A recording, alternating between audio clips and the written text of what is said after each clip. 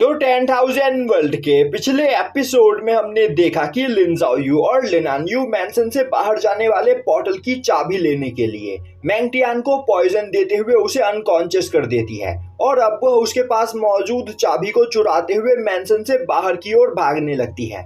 वहीं पर उन दोनों का प्लान होता है कि आउटसाइड वर्ल्ड में जाकर वह दोनों पावरफुल मॉन्स्टर्स के साथ फाइट करके अपनी पावर को बढ़ाएंगी।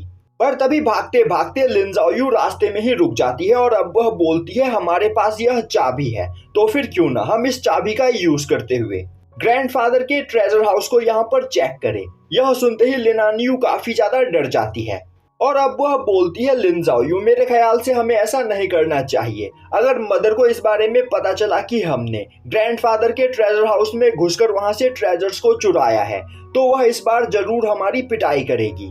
तभी लिन ज़ाओयू बोलती है बेवकूफों की तरह बात करना बंद करो। हम ग्रैंडफादर के ट्रेजर हाउस से ट्रेजर्स अपनी सुरक्षा के लिए ले रहे हैं। तुम्हें क्या लगता है आउटसाइड वर्ल्ड हमारे इस मैंसन की तरह पीसफुल होगा? आउटसाइड वर्ल्ड में बहुत ही ज्यादा खतरनाक और पावरफुल मॉन्स्टर्स होंगे जो हमें देखते ही हम पर अटैक करेंगे, तो उनसे बचने के लिए हमारे पास पावरफुल ट्रेजर्स होना जरूरी है। यह सुनते ही लिनानयू काफी ज्यादा डर जाती है और बोलती है अगर आउटसाइड वर्ल्ड इतना ज्यादा खतरनाक है तो आखिर हम आउटसाइड वर्ल्ड में जा ही क्यों रहे हैं? क्यों ना हम यहाँ पर मैंसन में ही रहकर ट्रेनिंग करें। अब लिन ज़ाओयू गुस्से में बोलती है अगर तुम्हें मैंसन में ही रहकर ट्रेनिंग करनी है तो तुम इसी जगह पर रुककर ट्रेनिंग कर सकती हो, पर मैं आउटसाइड वर्ल्ड में जाकर मॉन्स्टर्स का शिकार करूंगी। तुम्हें यह नहीं भूलना चाहिए कि हम दोनों ही ईस्टर्न एम्परर के ग्रैंड डॉटर है और तो और फ्यूचर में मैं भी ग्रैंडफादर एम्परर डोंगजी की ही तरह एक ईस्टर्न एम्परर बनना चाहती हूँ जिससे सभी लोग डरेंगे। और ग्रैंडफादर की तरह पावरफुल बनने के लिए हमें पावरफुल अपोनेंट्स का सामना करना होगा। पर लिनानयू तुम कभी भी पावरफुल नहीं बन पाओगी क्योंकि तुम एक कायर हो।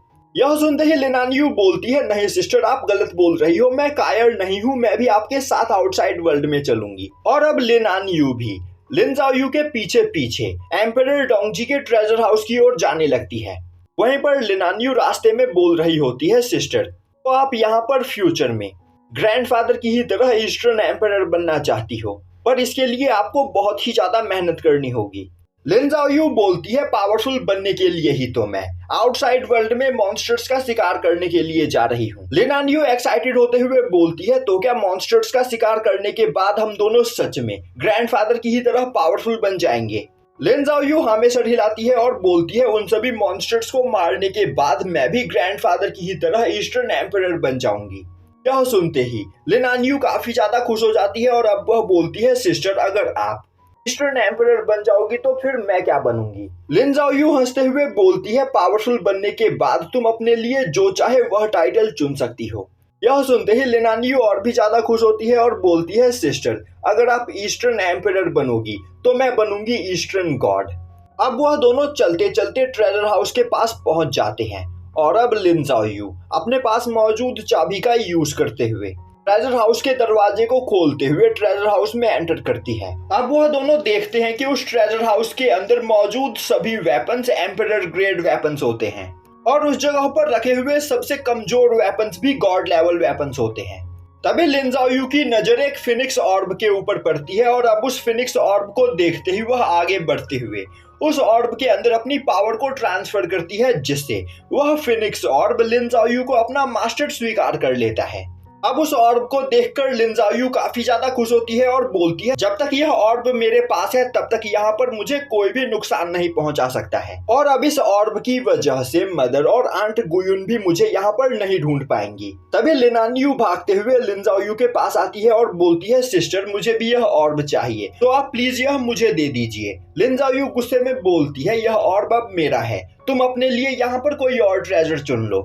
यह सुनते ही लिनानयू काफी ज्यादा एक्साइटेड हो जाती है और अब वह पूरे ट्रेजर हाउस में इधर उधर भागते हुए कई सारे ट्रेजर्स को अपने स्पेस पाउच के अंदर स्टोर करने लगती है। तभी उसे एक आर्मर मिलता है और अब उस आर्मर को देखते हुए वह बोलती है, यह तो ग्रैंडफादर का बैटल आर्मर है, अगर मैं इसे पहन लूं तो यहाँ पर कोई भी मुझे हर्ट नहीं कर पाएगा। दूसरी ओर लिन ज़ाओयू भी ट्रेजर हाउस में मौजूद सभी ट्रेजर्स को अपने स्पेस पाउच के अंदर स्टोर किए चली जा रही होती है, यहाँ तक कि वह उस जगह पर मौजूद झाड़ू को भी नहीं छोड़ती है, वह उसे भी अपने साथ ले लेती है। और अब देखते ही देखते उस ट्रेजर हाउस में मौजूद सभी ट्रेजर्स को वह दोनों अपने स्पेस पॉकेट के अंदर स्टोर कर लेती है।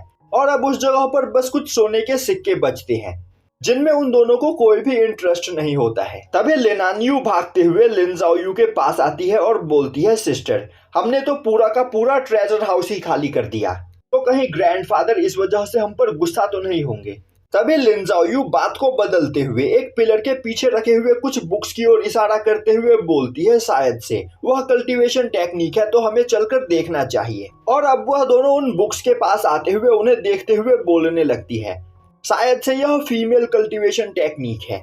लिनान्यू बोलती है, आखिर ग्रैंडफादर के पास फीमेल कल्टीवेशन टेक्निक्स क्या कर रही है। तभी लिन ज़ाओयू एम्परर डोंगजी की तारीफ करते हुए बोलने लगती है, हमारे ग्रैंडफादर सच में ग्रेट है, उन्होंने शायद से हमारे लिए ही यह सभी बुक्स यहाँ पर रखी होंगी, तो हमें इन्हें अपने साथ ले जाना चाहिए। यह बोलते हुए वह उन सभी बुक्स को भी अपने स्पेस पॉकेट के अंदर रख लेती है।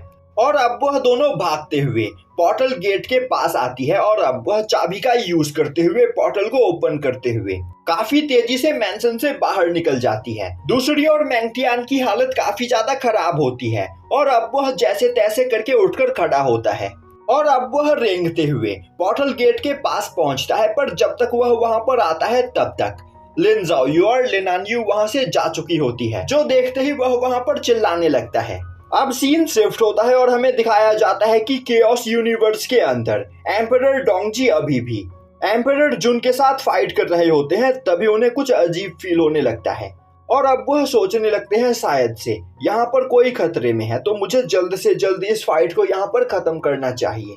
अब सीन शिफ्ट होता है और हमें मून गॉड फैमिली में यू याओ और टियानची को दिखाया जाता है। वहीं पर बैठी यू याओ एक म्यूजिकल इंस्ट्रूमेंट को प्ले कर रही होती है और टियानची अपने स्वॉर्ड्समैनशिप की प्रैक्टिस कर रहा होता है। तभी उस जगह पर क्वेन यिंग आती है। वहीं पर वह सोच रही होती है कि 7 साल बीत चुके हैं, पिछले 7 सालों से उसने लिन फेंग को यहाँ पर नहीं देखा है, तो पता नहीं लिन फेंग अब क्या कर रहा होगा। तभी यू याओ बोलती है, मदर, क्या मैंने इस इंस्ट्रूमेंट को ठीक से प्ले किया। अब क्वेन यिंग वहां पर उसकी तारीफ करती है, जिसके बाद वह टियानची के पास जाते हुए बोलती है, टियानची, तुम्हारी स्वॉर्ड्समैनशिप यहाँ पर पहले से काफी ज्यादा बेहतर हो गई है। टियानची खुश होते हुए बोलता है, मदर, मैं जल्द ही अब गॉड किंग रैलम पर पहुंचने वाला हूँ। मेरी पावर यहाँ पर पहले से काफी ज्यादा इंप्रूव हो चुकी है और मेरे swords attack God king realm के हैं, पर मुझे ब्रेक थ्रू करने के लिए एक पावरफुल वेपन चाहिए। क्वेन यिंग बोलती है, तुम बिल्कुल सही बोल रहे हो, ब्रेक थ्रू करने के लिए तुम्हें यहाँ पर एक हेवनली लेवल वेपन की जरूरत है, पर अभी के टाइम पर यहाँ हर जगह हंटर्स घूम रहे हैं, इसीलिए अभी यहाँ पर तुम्हें थोड़ा इंतजार करना होगा। इन हंटर्स के प्रॉब्लम के सॉल्व हो जाने के बाद मैं तुम्हें एक हेवनली लेवल वेपन दूंगी, जिसे रिफाइन करने के बाद तुम गॉड किंग रैलम पर पहुंच सकते हो। तभी अचानक से क्वेन यिंग कुछ सेंस करती है और अब वह पीछे मुड़कर देखती है तो हंटर्स की एक शिप काफी तेजी से उसके मून गॉड फैमिली की ओर आगे बढ़ रही होती है। और अब हमें बताया जाता है कि हंटर्स स्मॉल वर्ल्ड के कल्टीवेटर पायरेट्स हैं, जो हर कुछ सालों में स्मॉल वर्ल्ड्स में जाकर वहां मौजूद कमजोर फैमिलीज को बुली करके उनसे पैसे वसूल करते हैं। और इस बार हंटर्स का एक ग्रुप क्वेन यिंग के वर्ल्ड में आया हुआ होता है। अब उन सभी हंटर्स को देखते ही क्वेन यिंग परेशान हो जाती है। दूसरी ओर हंटर्स के शिप पर खड़ा हंटर्स का लीडर मून गॉड फैमिली को देखते हुए बोलता है, हम अभी एक स्मॉल वर्ल्ड में हैं और moon God family small world की एक छोटी सी फैमिली है, तो आखिर एक गॉड एम्परर रैलम का फॉर्मेशन इस फैमिली को क्यों प्रोटेक्ट कर रहा है।